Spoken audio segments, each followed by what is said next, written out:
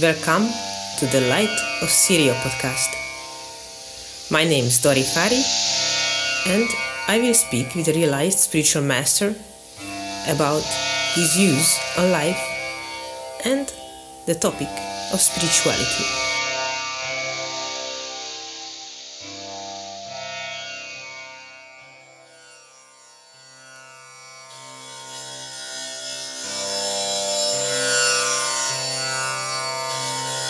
Hazur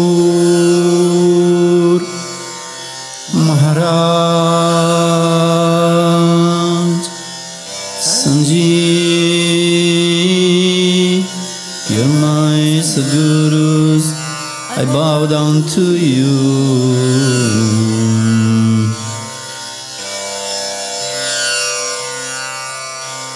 Hazur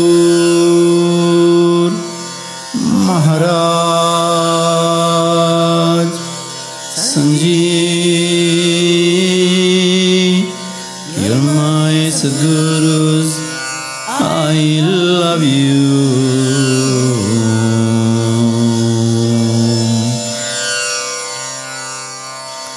Hazur Maharaj Sanji, you're my Sadgurus, I adore you. So now we arrived to our 5th season, to the first episode, and this new season is the continuation of season 3 in a way, because at the 4th episode we stopped with a personal spiritual story of Master Sirio, and now I would like to pick up this line and continue your story. So welcome, dear Master, to be here with me. Thank you. And in this episode, and I say to those who would like to pick up the happenings that you can go to season 3 and you can listen to the first episodes there, and Master Sirio talks about his how he heard about Sant Singh, how he met him, how he went to see him in Rajasthan, and we stopped with this last episode there, season 3, episode 4, that you went to see Sant Singh for the second time in 1978 in his ashram in Rajasthan, and you described very beautifully how it happened and how, as you said, this so-called man-making process begin for you with Sant Singh. As you described, your first encounter with him was all an enchantment, and the second was very different, very profound, and how this inner work began. And then what happened when you went back home from Rajasthan in 78? How did your story continue? So I will continue with our regular having satsang, having retreats. In summer, August 78, we had a wonderful retreat up in North Italy again. And there was quite a group at the time, because some people had taken initiation from Italy, and some people came from Malta, 3 ladies. There was a man from Ghana who came to be initiated, and there was a girl that came from Slovenia called Irena Basel.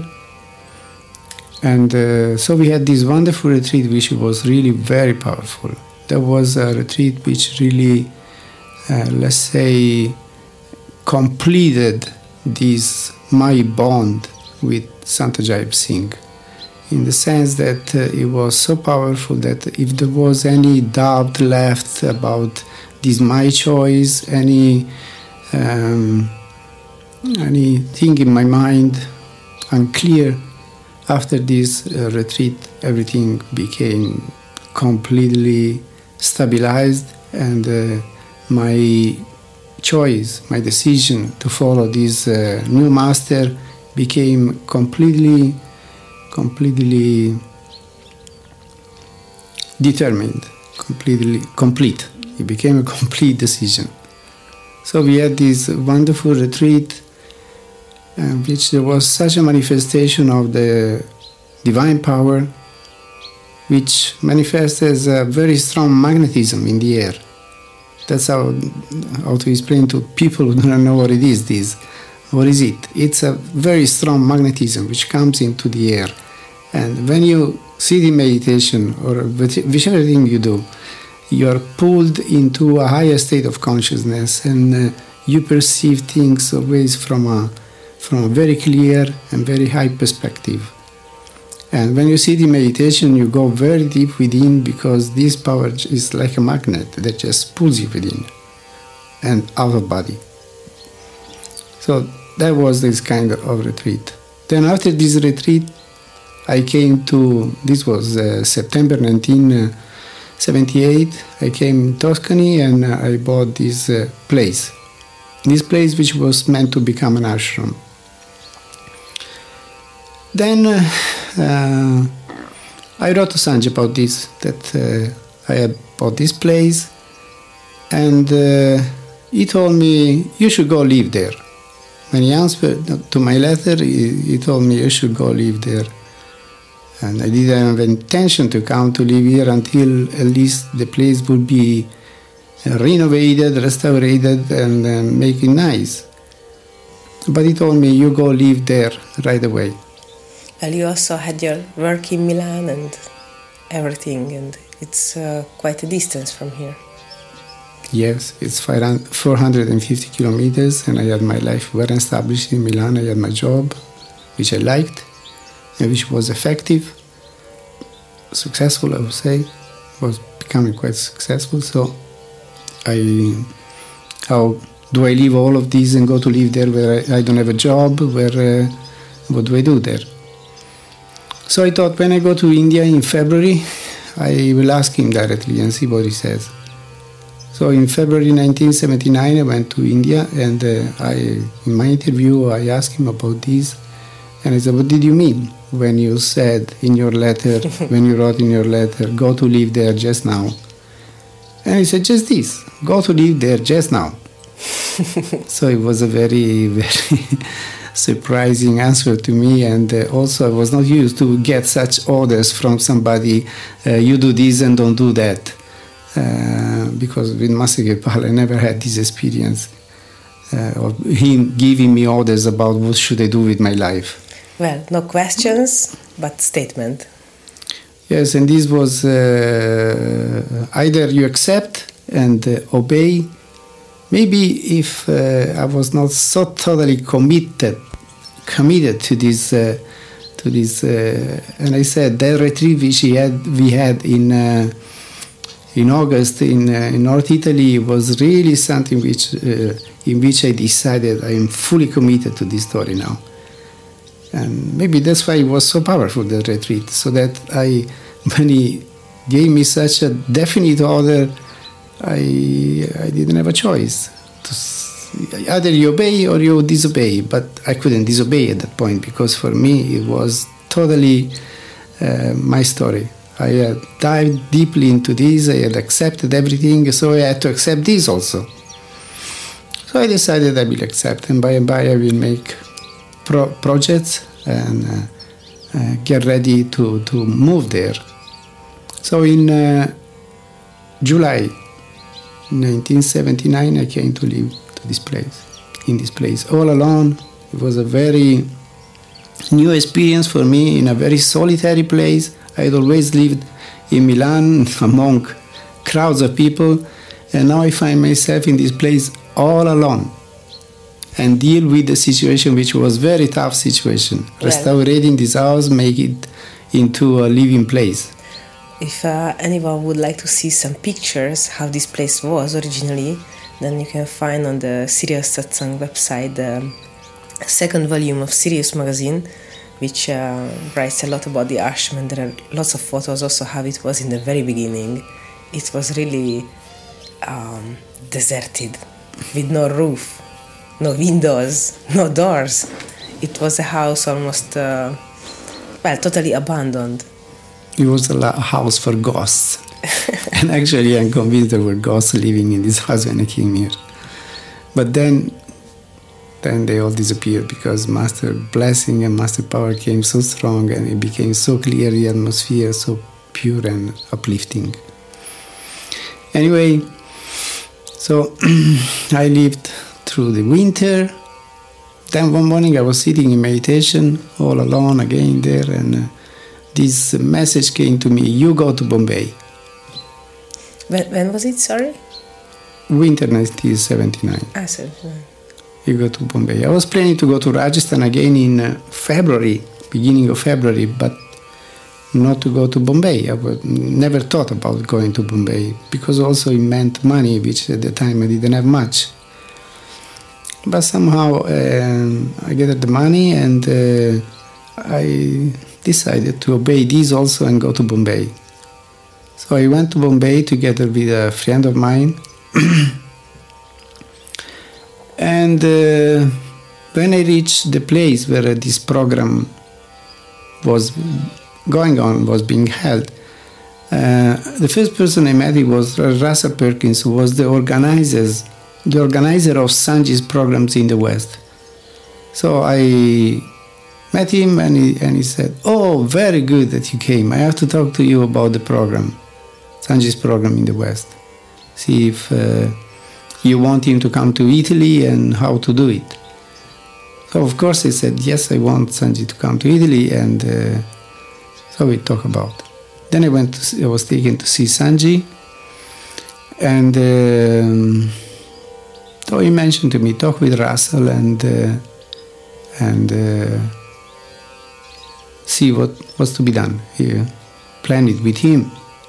And he asked me how long. The first thing he asked me, how long do you want me to stay in your country? And I was taken aback, and he said, as much as you want, you're welcome to stay as much as you like. But did you tell him in details about the condition of this place? Did No. he ask you ever, or he just said, okay, you bought the land, you made the ashram, now you go to live there, and now I come to give the program? He never asked me how is this place, which is the condition, he never asked anything. Also, when he told me to come to live here, he didn't ask me, do you have a job there? How will you live? What will you do? How will you survive? Nothing of this. He just gave me this order without mentioning anything at all about the condition of this place and what he meant for me to leave Milan and come to live here. And how did you make your living then after Milan? Because I lost a little bit track how it was said in the previous episodes, but in Milan, what job were you doing?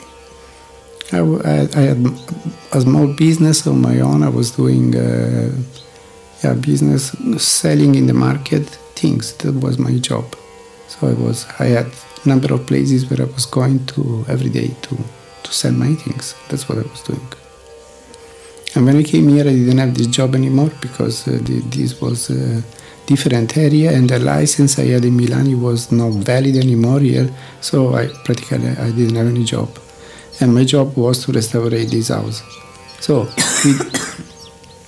the money I was left with, and the money anyway that Satsangis were also helping me to, those who believed in this project, and they helped me, giving me some money to do the restoration, which mostly I did by myself anyway, so not much money was needed for that. Then I had the help of a builder, a professional builder, and I worked together with him and completed the work. Completed the work in such a way that he was just ready for Sanji in May 1980 when he came to hold this program. You may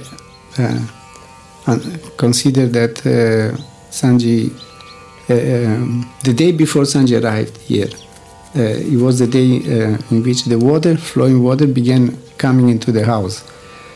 That was very important to have a program like this with Sanji, and not just Sanji, but also all the other people that came here. There were almost 100 people, around 100 people. They came from all over Europe, some from France, some from Malta, quite a group, from Italy. So this program was held. Sanji came. It was a wonderful program, really, such a blessing on this place, such a, again, divine presence, this incredible power that comes and makes the air vibrate in a different way. Very powerful, this strong magnetism that comes in the air and you feel just above this world. And was difficult in a way because it was raining quite some, and we didn't have a real outdoor place to have the meetings. So anyway, we shifted in the house, and we had groups coming into the house. Several groups of some 20-25 people would come into the room, Sanji's room, and have some time with him. Then they would go out, and some other people would come. So it went on like this, and anyway. So it was not so easy program. No, it was not easy. Outwardly, it was not so easy, but inwardly, it was wonderful. Really, at least in my perception, it was extraordinary.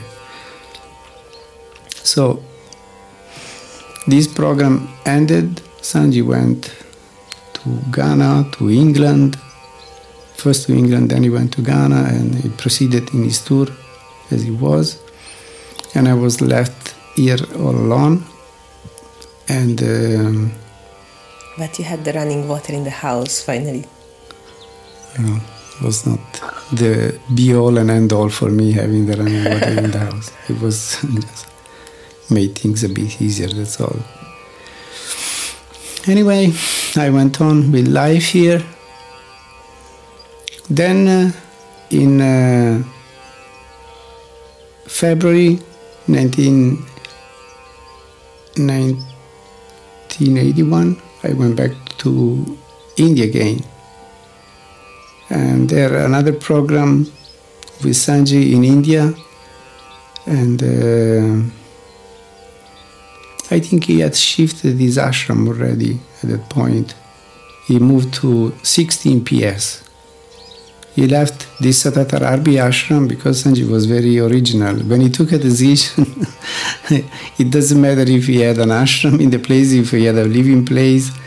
And it was quite a building at that point, because in the beginning it was very small when I went there in 1977 first time. But then he made it quite bigger. Big courtyard was built and rooms.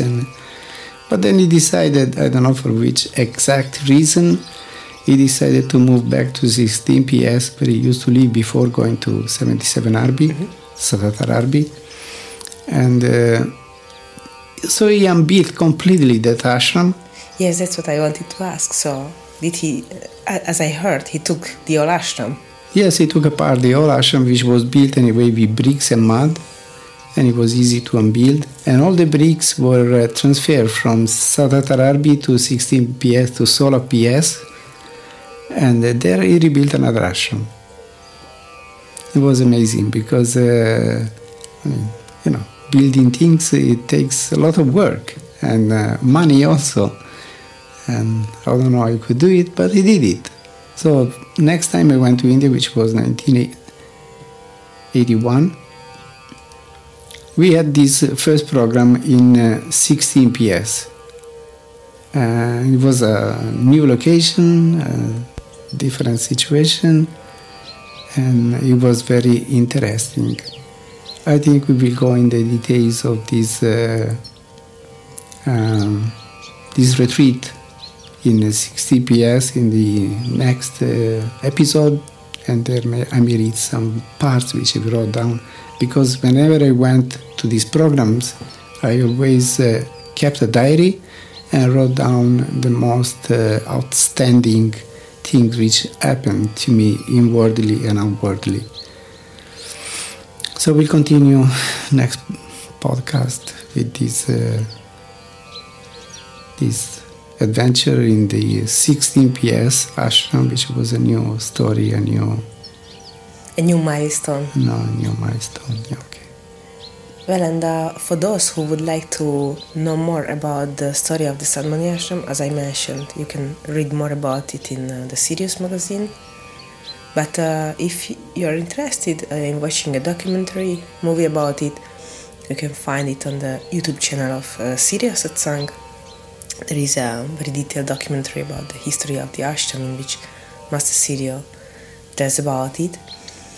And For those who are interested in meeting Master Sirio and participating in a meditation retreat with him, you're warmly invited to come and participate in the retreat, which is going to be in the Sant Ashram from the 15th of August to the 21st on the occasion of Master Kirpa's Mahasamadhi.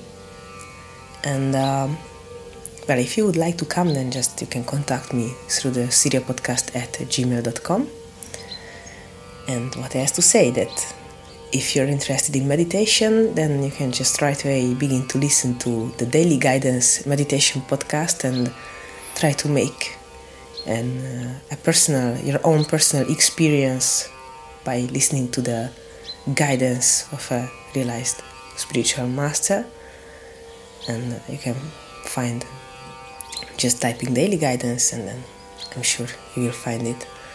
And if you have any questions or anything to say about this podcast, then you're again welcome to send any comments to me, anything to say to siriopodcast@gmail.com. And as always, the next episode comes after 2 weeks. And now we can listen to a beautiful mantra sang by Master Sirio ji, made by him in homage to his Sadgurus. And thank you very much, the Master, for being here with me.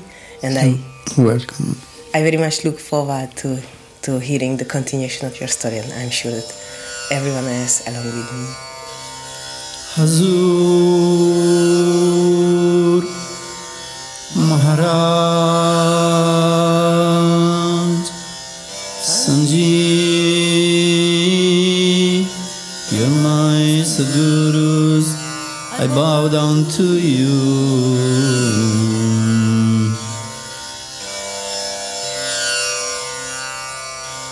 Hazur Maharaj Sanji, you're my Sadgurus, I love you.